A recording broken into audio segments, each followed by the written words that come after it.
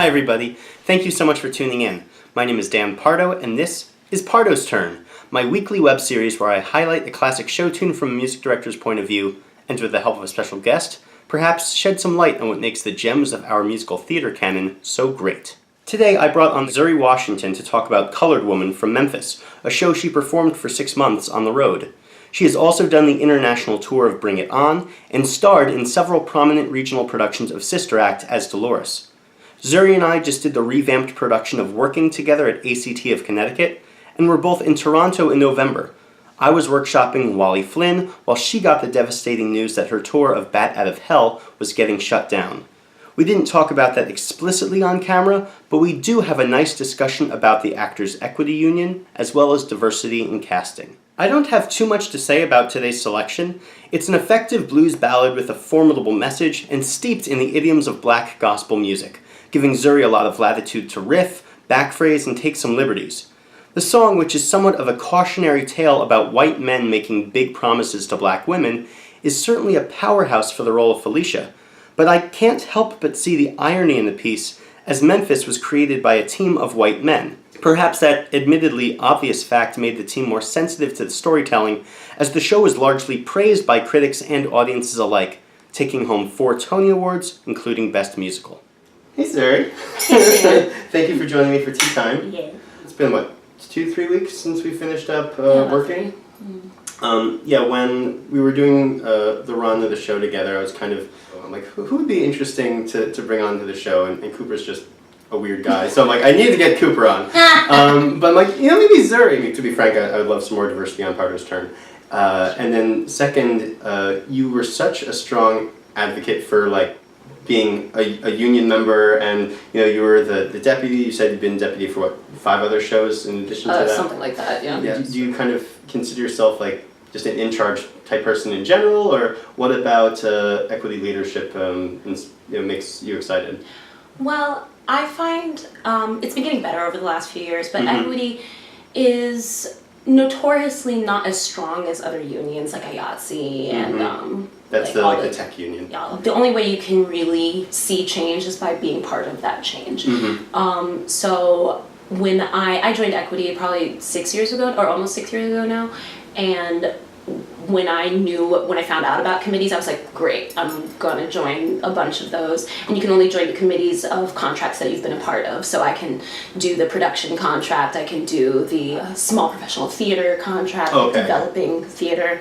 I can do a bunch of those things, and I've been a deputy, so I can be on the deputy committee. So the more you do, the more doors it opens for your involvement. Yeah. And it just makes things, at some point it makes things better, because we've experienced it. We know what we need, what we want, and what we would like to see from the membership to make sure that we are an active, strong national union. What do you do and say when, for example, I know about a month ago there was uproar because of SpongeBob going non-union for less than what it should be, considering the brand recognition and the people involved? I have been listening to the discussion first and foremost, because people put out a lot of information, and then you have to decide what is actually true and what is just people reacting.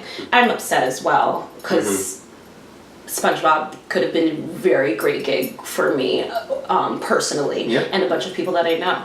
However, I also know that people just tend to get upset, and get upset at equity, even though it's not equity's fault. Equity tries their best to negotiate contracts for us, because they if they could, everyone would be union and everyone would be on contract, but that's not how it works right now. And so they're doing the best that they can within the parameters that are set for them as a national labor union. They can only abide by the contracts that they have, and whatever rules are in there. If there's no rules in there, then the producers can do whatever the hell they want. But that's only if they sign the contract first. The producer. We have more things holding us back than the producers do. The producers can do whatever they want, and we have to stay within our lane as union actors and only take union work. So people get upset because they lose out on work. Yeah, I mean, especially, you see shows that, go on tour as a union contract for a year, and then, well, let's, extend the tour, and, and that's what it is. But, to see something billed as the first national, with, it just seems, different somehow. Right. Now, speaking of tours, a lot of your major contracts have been on the road. You did Memphis and Bring It On internationally. Yeah. Do you like those types of gigs? I mean, you're a New Yorker. You're born in Bronx. Do you like staying here in the city? It's 6 in one hand, half dozen in the other Work kind is of work. thing. Work is work. And, you know, I'm grateful enough to, for the most part, I get paid decently to do what I love to do. And I get to live, I paid off my student loans getting to do what I love to do. Remind me where you went to school? I went to Point Park University. Okay, it's Pittsburgh, right? In Pittsburgh. As long as I either am getting compensated fairly or I'm doing something that I know is good for my soul, kind of thing, then I don't mind, you know. And, you know, obviously you're a fantastic singer, but it's not just that. Your next project's The Crucible. Talk to me about the mix of plays and musicals in your career and the things that you seek out to do. Well, I'm always trying to, I love straight plays. My high school, their mission statement was basically like world theater, aka not musicals. So they'll do like English classics and Noel Coward and George Bernard Shaw and as much as I love doing those plays, don't get me wrong, but we only did one musical every 4 years. Oh, really? So I had one chance to do a musical in my high school career. And it was? And it was Cabaret. And I was Fraulein Kost. And I was very upset because I should have been Sally Bowles, and I will still say that to this day. Hey, high school drama politics is real. Like it's very real. I don't know if people have short-term memory, but like when they're in high school, it's like, oh well, this is just high school politics, and then they do community theater. Oh well, this is just community theater politics, and they get to the professional ranks. Well, they've worked with them before, so it's just there's politics everywhere. A lot of the more high-profile shows have been specifically about the African American experience. Excuse me. How important is that to kind of play those types of characters as opposed to any number of things? It's not important in the sense that I love doing theater. I love getting to portray other people. I love living in other people's truths. That's why I like to act. It always takes a director who's willing to go in a different direction, to think of the show in a different way than they had thought prior. To think about the themes rather than the given circumstances. Exactly. And so that's always, my goal is to walk in and change somebody's mind with whatever I do.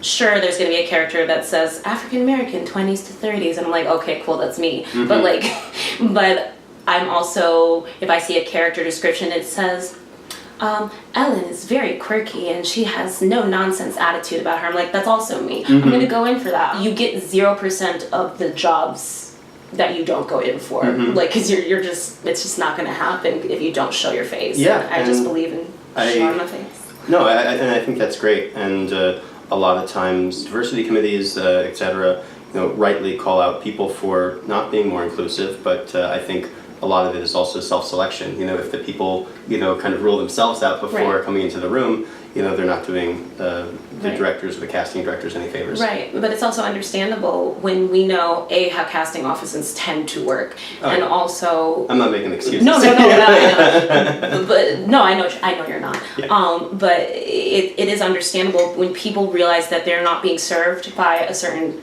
community segment of work, etc., they're going to stop trying at some point. Like, how long can you bang your head against the wall? It's insanity. Tell me about your experience specifically with Memphis and doing this role and doing this show. I did the 3rd national tour, but I did it for 6 months, and I was Felicia. And I loved that show. I loved doing that show. It was very harrowing just for the one-nighters and all the stuff that we had to, like, the behind-the-scenes stuff. But I had a really great experience. I loved the guy that played Huey. My Huey was phenomenal, and he's a great guy. One of the best scene partners I've ever had, which is so important when you're doing a show like that. Sure. To have someone who has your back when you're both like dying and you're sick and you're trying not to call out and you're like, what's happening? How much of that kind of forced vocal rest do you attribute to the show itself and those demands, and how much was like the one-nighters and all of this stuff off stage? 60% the one-nighters, and like sometimes driving straight into a show because we didn't have time to get to the hotel, and like maybe 35-40% on the other end. So, you know, because again, the show is hard, but I also have my A, B, C, D, all the way through Z show. You know, for an audience member who's usually seeing it for the first time, they're just like, they don't care. They don't know what it's supposed to sound like.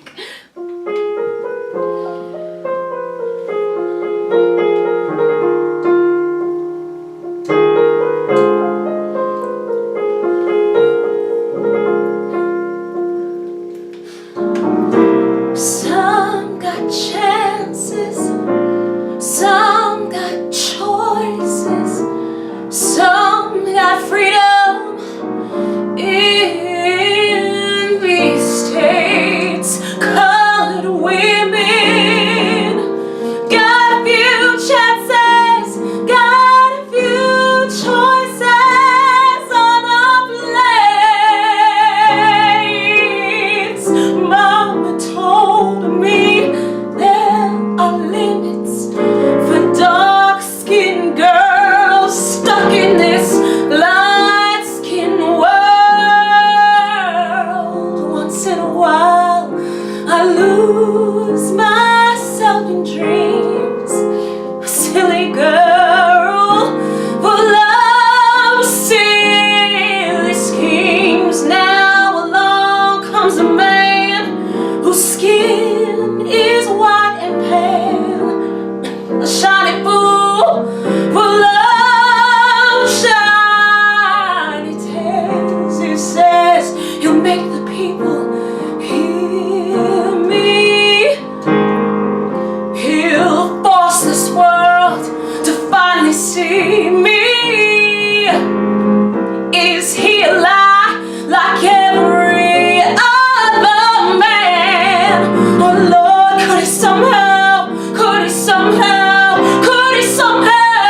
help to free me?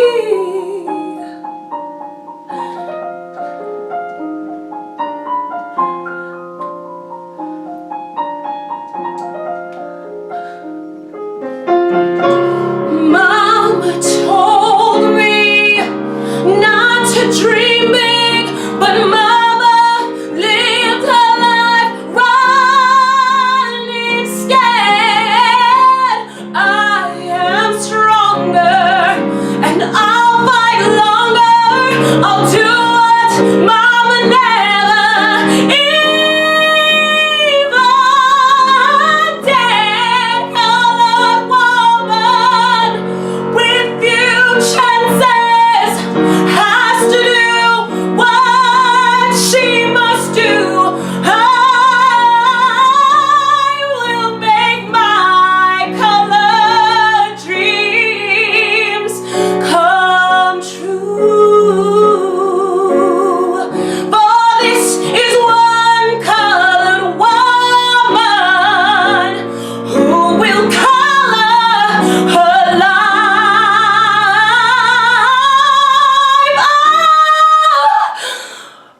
her way.